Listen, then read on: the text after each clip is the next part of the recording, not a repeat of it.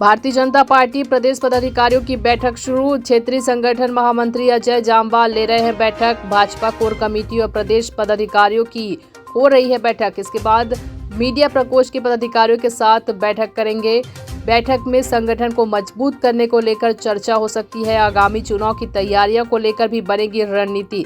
बैठक में प्रमुख रूप से प्रदेश अध्यक्ष विष्णुदेव साय, संगठन महामंत्री पवन साय, प्रदेश महामंत्री किरण देव, पूर्व मंत्री अजय चंद्राकर, बृजमोहन अग्रवाल, केदार कश्यप, लता उसेंडी, भाजयुमो अध्यक्ष अमित साहू समेत अन्य पदाधिकारी मौजूद हैं।